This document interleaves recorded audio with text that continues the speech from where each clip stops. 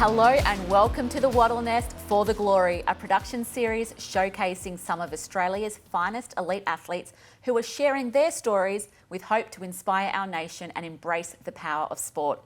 My name is Rachel Condos Fields and I'm super excited to be here with you today and another great lineup. But first of all, I wanted to thank our beautiful co-host, Nana Owusu, and our Australian track and field legend. Welcome back, Nana. No, thank you for having me. Another great story we're about to hear, it sounds like. Absolutely. We've just got gold medals coming out of our ears at the moment, and now it's time to welcome an Australian kayaking Olympian and absolute legend, 2020 Tokyo gold medalist, Jan van der Westhuyzen. Welcome.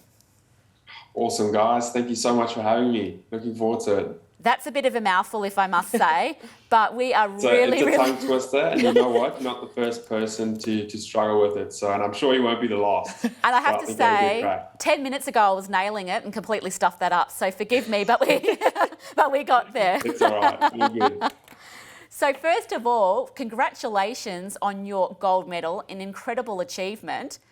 But could you please tell the general public a little bit about your sport kayaking, how you got involved to it, and we know you were born in South Africa, and what inspired you to move over to this great land? Yeah, jeepers, it's a bit of a long story, but I started kayaking back in year 2, so I would have been about 7-8 years old. And I was really encouraged by one of my year 2 teachers. She started and ran the kayaking program at my school back in South Africa. And I just love my sport. Like, I really love cricket. I love rugby. I love just playing sport in general. And I thought this was just another cool opportunity to give something different a crack. And I actually remember telling my parents, I was like, I just want to do something, where I don't have to be so competitive and I can just do it for fun, because I was a super competitive kid. And naturally, I started kayaking and I absolutely loved it. And I was super competitive, as I have been in everything else. And yeah, just kind of really took to it really quick. And I started in 2007 and the Beijing Games were in 2008. And that kind of really inspired me, watching the guys there, knowing that one of my sports that I was doing was going to be in the Olympics, or is in the Olympics. So I kind of looked at those guys, I was like, wow, they are so cool. They're so big, so strong, and they move that boat so quick. And I was like, man, I would love to do that one day. It's kind of very long story short. I ended up moving to boarding school and continued my kayaking there and started making some international teams and competing overseas in world championships.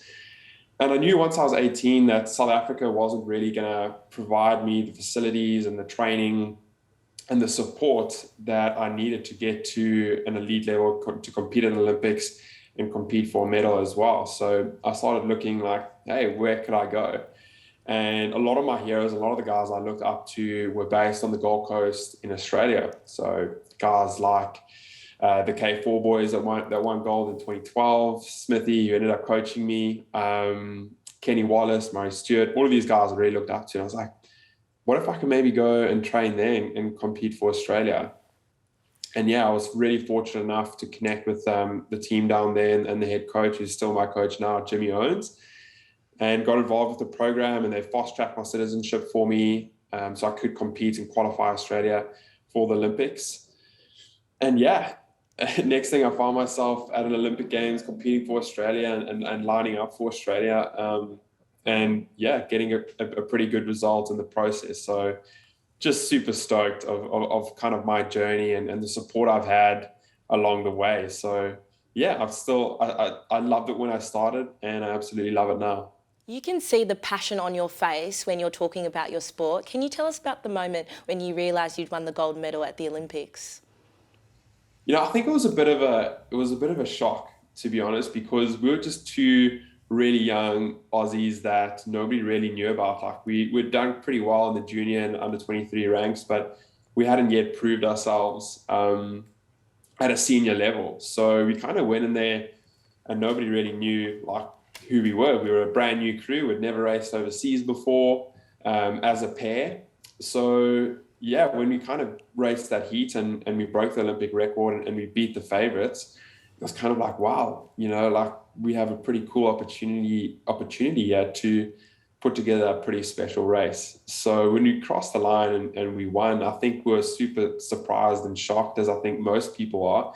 But I also think like internally, like we knew what we were capable of as a crew, and we knew what we could bring to the table when it really mattered. So yeah, the fact that we could pull it off on the day and have a great race and compete against world-class athletes and get one over them, it's just super special.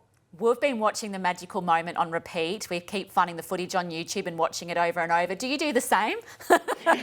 No, you know what? Not really, because I get so nervous. I get sweaty, and I just get too excited. So I probably only watch it when somebody wants to watch it or ask me to watch it with them. Otherwise, I don't find myself watching it too often. But oh man, it was such a cool and special moment, and I'm stoked it's on YouTube that I can go look back on it.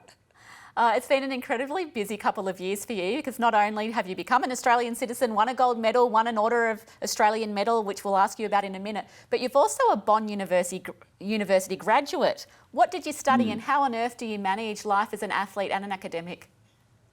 Yeah, so I studied business at Bond, majoring in finance and entrepreneurship, and it was just super important for me to kind of have something outside of just kayaking. I really wanted to kind of have something I could work on the side and kind of keep my mind occupied. I also know that sport doesn't last forever, so I need to have something to fall back on once I'm done.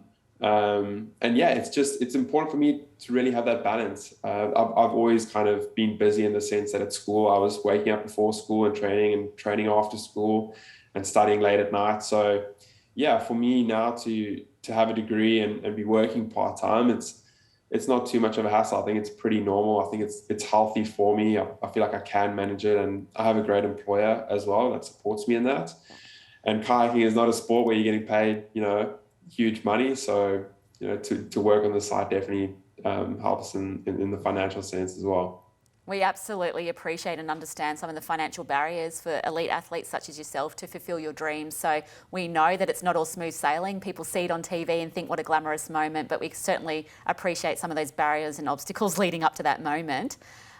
With your training though, is it all on water? What does a typical training week look like for you? Yeah, so a normal training week, we usually have about 10 sessions on water.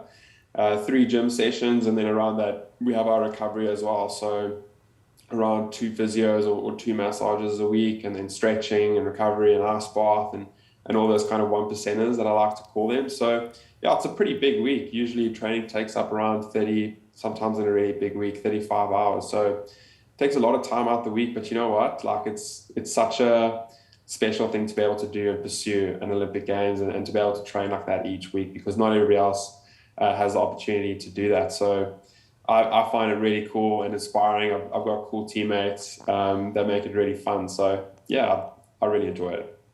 How do you qualify for an international competition for your sport? Yeah, so our kind of process is we first have to qualify the quota spots in the year before, which is actually going to be 2023, next year coming up. So you have to first qualify spots for Australia.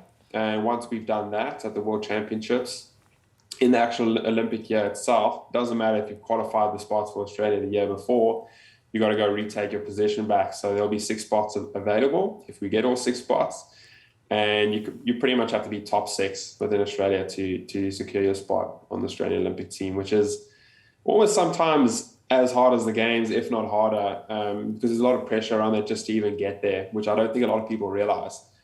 Just getting there in itself is pretty special. So the qualification is pretty hectic and pretty hard and stressful, but I think it's good preparation as well for the games, because that's going to be harder. It's going to be more stressful, and it's going to be more pressure as well. I know we'll be cheering from the studio on your journey for the next 2 years.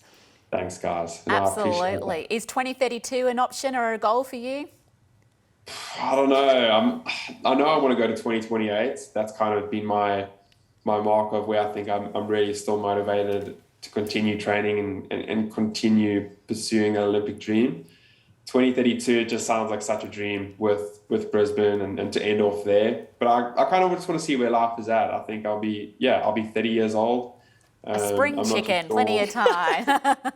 Oh, I know, but I want to do a little bit of life as well. I'd love to really travel a little bit and take some time off work. So I'm not too sure. Maybe I'll take a year off and reassess and see how we go.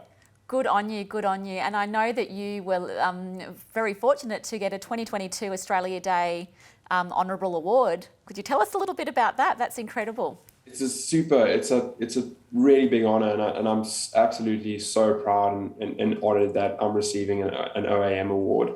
You know, for a country that supported me in so many ways and accepted me and brought me into the system and allowed me to kind of, I suppose, flourish and reach my potential in my sporting career. You know, I have so much to owe and so much to honour to them. So to receive this award and also just thank everyone around me, because it's not like I feel like I don't just receive the award, but it's an award for everyone. I love celebrating with everyone else. So to receive this award, it's a huge honour, and I think it's a reminder for me about just this magnificent country that we live in that provides us with so much support and all the people in it that make it special as well. Oh no, very well deserving, and we're thrilled that Australia could do that for you. We are running out of time, but we can't finish up before Nana has played her favourite game. Nana? Okay. So I like to play with all the guests, 2 truths and a lie. So I'm putting you on the spot here, but can you give us a little bit of insight into your life? All right. Is it strictly sporting? No, Anything. You know what? I'm gonna keep it strictly sporting because this is a sporting channel. Okay, sport away. Okay. So first one is, as a junior, I was racing at Olympic hopes and I ended up missing my race because I was late. Ooh. Second one is I've fallen out at a world championship competition before. And third one, on the first day of racing, before our first day of racing at the Olympics, my partner, Tom Green, forgot his paddles in our room as we're about to catch the bus to go to the venue. So those are my three choices. Which one is which? Are you still talking to your partner, first of all? Yeah, of course. We're on talking terms now. I mean, they won a Wow, gold medal. Okay, so they definitely left the paddles in the room. I'm putting that down as a truth. I'm saying number one was a bit of a porky. I think you're right. Are we right? You guys are wrong. My mate did leave his paddles in the room on the first day of racing. He had to go get them back. Oh, you said it with such conviction. There you go. Hey, also, before you leave, I know I don't have you here in person, but I'll come and visit you on the Gold Coast next week. I've got some healthy hearing headphones for you from our partner, Aldera. They're noise cancelling. That's awesome. They're pretty awesome headphones. So on behalf of the Wattle Nest and our partner, we thank you so very much for joining us in the studio today. And I'm sure Nana will agree with me. It's been an inspirational, enlightening session. I know, watching you talk about your sport is really inspiring. Keep up the good work. Guys, honestly, so cool to be here and chat with you guys, and I really look forward to watching all these sessions and all the other athletes you get on board. So best of luck with it. No, thank you. Well, that concludes this session for the Wattle Nest Athlete Empowerment for the Glory. Be sure to tune in next time as we discuss and share more stories from the professional athlete world. Until next time, thank you.